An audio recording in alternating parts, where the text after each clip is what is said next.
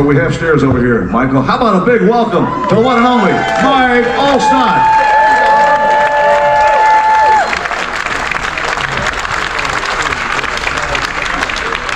Good to see you, big one. All right, grab a microphone. Here, that was Derek's. Have a seat and welcome to our audience. We've been here for about an hour listening to Derek Brooks and Brad Johnson talk about Tampa Bay Buccaneers football. You want to talk about fishing today? No, I'm just pulling your leg. Let's talk about Buccaneer football. You were a part of that Super Bowl championship team in Super Bowl 37, and you scored the first touchdown in that ball game. Tell us what that was like. Dream. All the way around. Being able to be the first to ever score a touchdown, in Tampa Bay history in the Super Bowl, that's obviously an honor. But just to do what my role was, that's, when we get inside the five, that's my role. That's one of my contributions to the team, and that's what I'm supposed to do. And it took place in the biggest stage, and of all of our lives, and obviously the football year that we were in and stuff, and it was just amazing. 2002, a year that's going to be in my memory forever and ever, Super Bowl 37. Then we come back in 2020 and win Super Bowl 55. You grew up in Joliet, Illinois. You're a Chicago kid, and you played football from an early age. And when you were at Purdue, where you played, any Purdue grads here? Huh? No Boilermakers here in the house except for this guy right here. Hoosiers, right? When you, there you go. Red Hoosier? Hoosiers? Oh, yeah. Purdue and Indiana are big rivals, like Florida State, Miami. Those are big rivals. But the story I heard when the draft was getting ready, with your career at Purdue, did you drag a car around in your strength training? Did you have a Volkswagen or a car that you dragged around? I mean, put a belt on and dragged around on the street? No, it was pushed. Pushed around. Okay. There was two different instances. In high school, I would.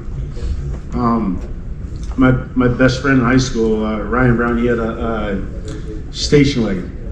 So we lived right on the edge of kind of like suburbs to cornfields. So we'd go about 2 miles. We'd go from pole to pole, light pole to light pole, and that'd be about 100 yards. So we'd push it, and we'd push it all the way down this like gravel tar road and stuff like that in high school. And then when I went to Purdue, I had a Jeep Wrangler, and then behind the stadium, and they had a little incline, and Jamie Wachell was my roommate. He was a defensive lineman. So on leg days, we'd go, like we had an unbelievable band, right, and stuff like that. So they would always practice in the parking lot, and we're talking about, and the football field is painted and everything, and they practiced that.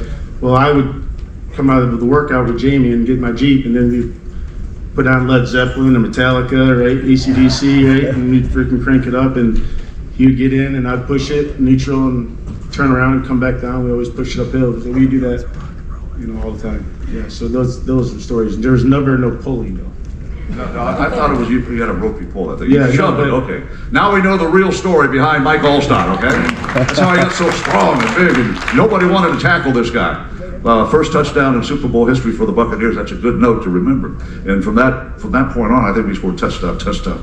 Dexter Jackson had a couple of picks. We had 3 pick sixes in that game, including Derek's, and a tremendous memory I know for you to be on the first team to ever play in a Super Bowl for the Buccaneers and score the touchdown. Let's talk about the draft. And you finished at Purdue, and you were probably interviewed by a number of teams. Tony Dungy have a talk with you during the draft experience? No, it was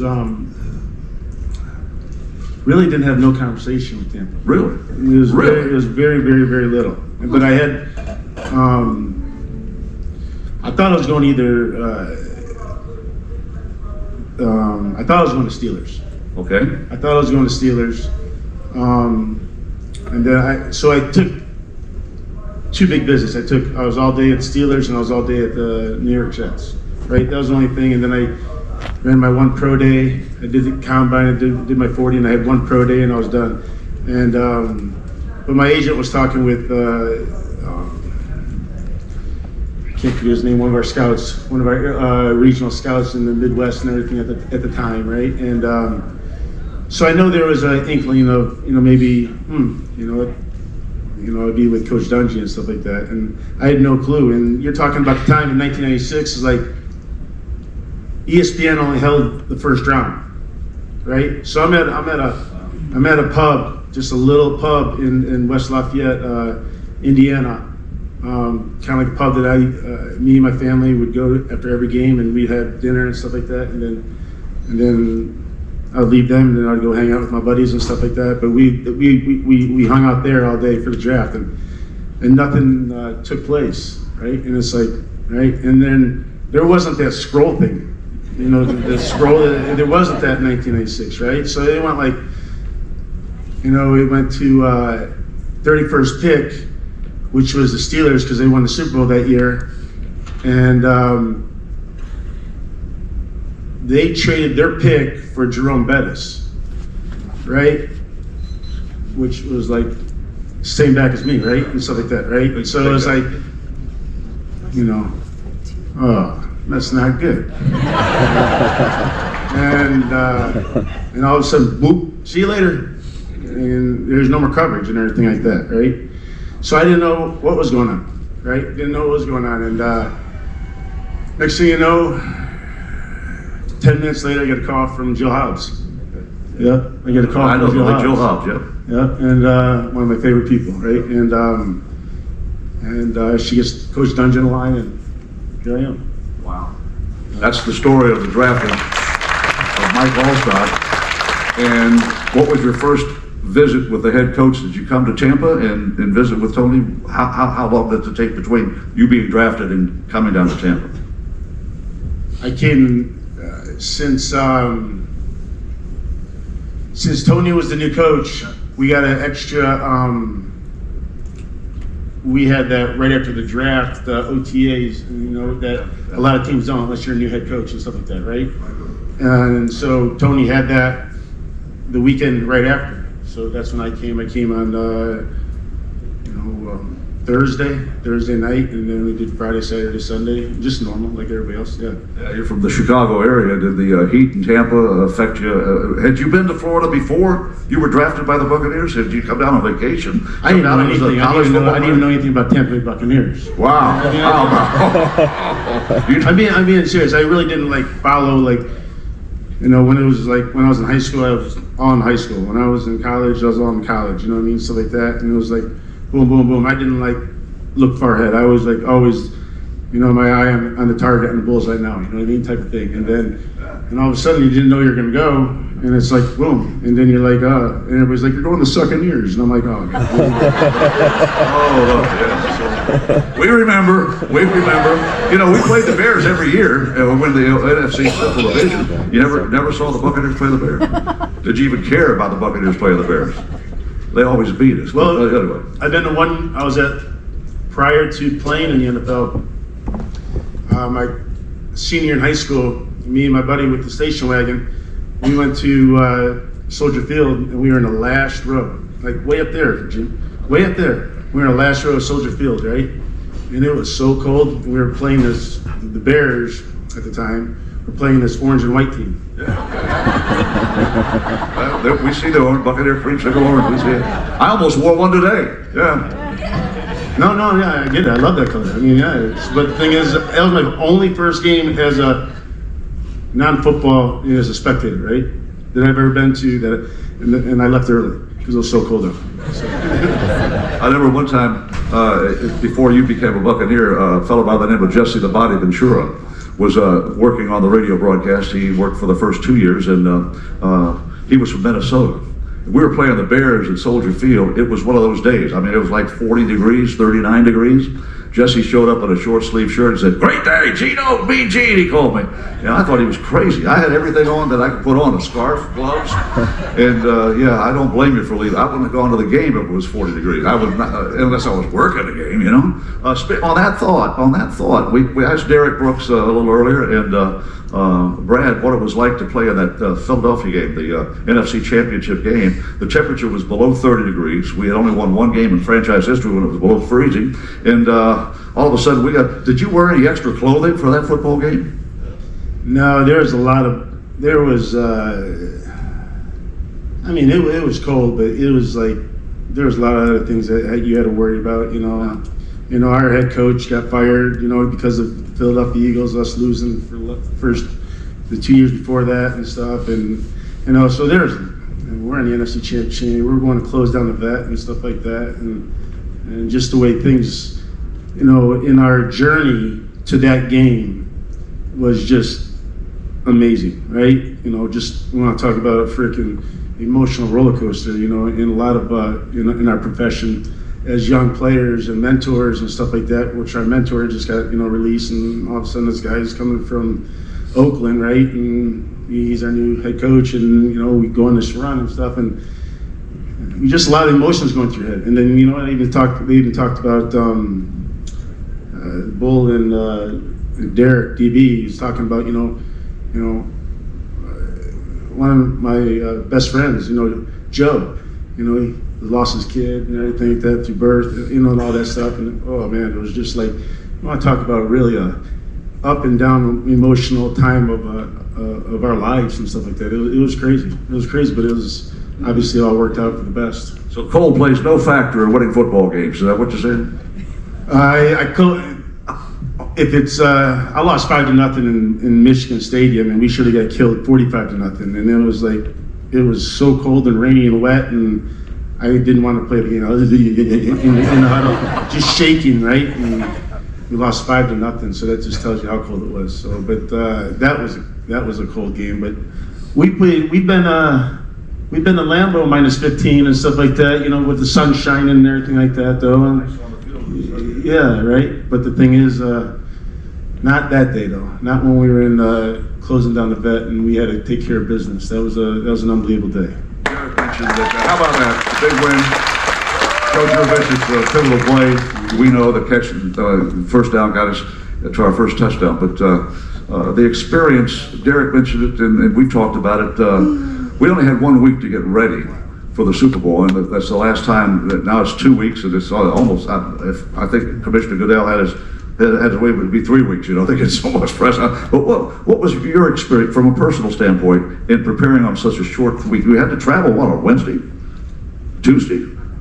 No, we traveled on Monday. On Monday, so you play on Sunday. We played on Sunday night, and we had to be back at the facility with our bags packed, and then we, right, Rich? We left Monday. And then we had media day Tuesday, and then we just started our week just like we do it normally, but we had to travel. Yeah. Yeah, and then we played the Oakland Raiders. We played the last game in that playoff. We played the last game, which was the 6 o'clock game in Philly, right? Yeah. And we flew home. It was dark. And then everybody was at the stadium, right? Yeah.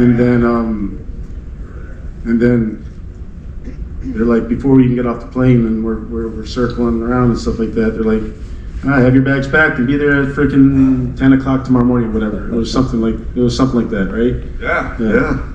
I had to go to a basketball game, and then I flew to San Diego after that, so I didn't go with the team. I did not go with the team. So you left on Monday. Oh my God, what a quick turnaround! And we still beat the Oakland Raiders 48-21.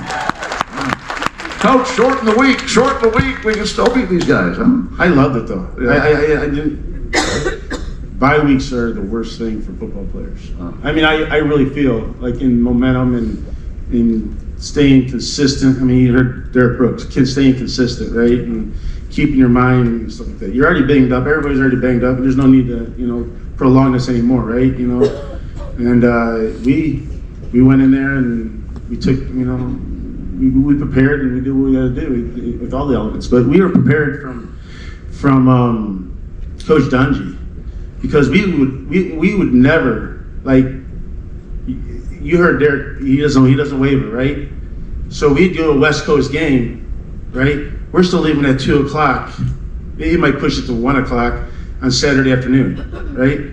Usually we would be like, some coaches would be like, all right, we're gonna travel down Friday, right? Get up, we'll have a walkthrough in the stadium on Saturday, right? Or something like that, right? And then boom, boom, boom. Or we'll leave earlier Sunday, let's do this real fast. Let's get in here, get your meetings, we'll do the walkthrough, and we'll get out by 10 o'clock. Not Coach Dungy. He was like always on schedule. Boom. He had it. You know, the way of what he wanted to do, right? We're not going to waver. This is our schedule, and adjust to it and deal with it. And that's how we were with all the other situations that when adversity hit us on the football field and, life in general. That's why you see us players, that's why we're so tight. I think because we just grew up together and we learned together and we were mentored together and we support each other now and stuff like that. And you hear Derek talking about, hey, Brad comes to mind, they come to mind, I go to theirs. We all do the same thing for each other, right? And we're always there for each other. And that all started through the mentorship of Coach Dungy. Speaking of Coach Dungy, Hall of Fame coach Tony Dungy, Tampa resident Tony Dungy. His work with All Pro Dads is phenomenal. His work on television is tremendous. We had not won a football game, and Minnesota came into Raymond James Stadium undefeated. And Tony had worked for Minnesota as a defensive coordinator, now our head coach. And one of the classic touchdown runs of all time, I think, Mike Alstott, number 40. And you bounced off about 3 or 4, maybe 5 or 6 Minnesota Vikings and plowed into the end zone to score a touchdown, Tampa Bay. What was that game like, that experience like? Are we talking when we were there? Oh, Minnesota. When we were at Minnesota? No, at Raymond James Stadium. You pounded it in, I know that, because I said Alstott up the gut, touchdown Tampa Bay. And that's worse. I mean, there's a couple. I didn't know if the one they went over the pile. I was in Minnesota when I went over the pile and we got stopped and they backed up and I went back in. It's like that. Yeah, so that was just I don't know, just good effort, I guess. Did you like that play? Good effort on it. Yeah, I think that was all Mike Alstott on that thing. You had a pretty good running back in that backfield with you too, Ward Dunn. Yeah, no, I mean we had Thunder, Lightning, Thunder, right? And Thunder, Lightning, whatever you called it. WD-40. Yeah, a great backfield. 2 great football players for the Tampa Bay Buccaneers. 2 great people. And Mike, your experience with the Buccaneers, and you stay involved with the team. You're on the Ring of Honor.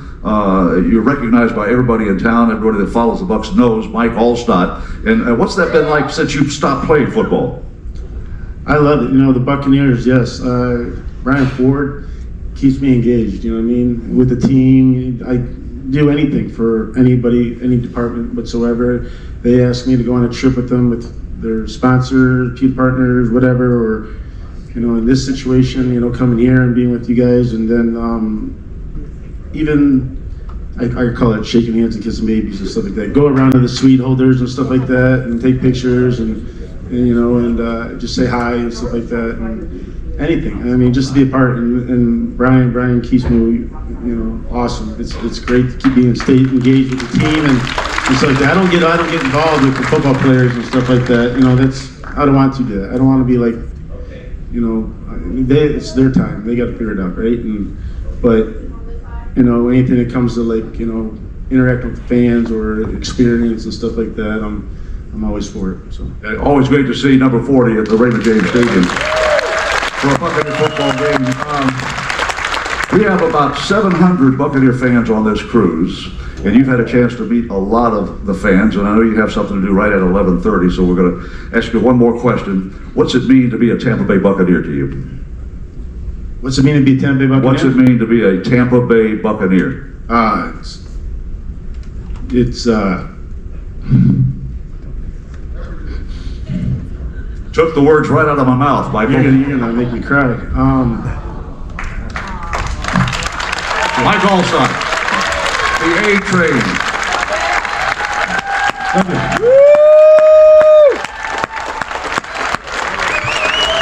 All right.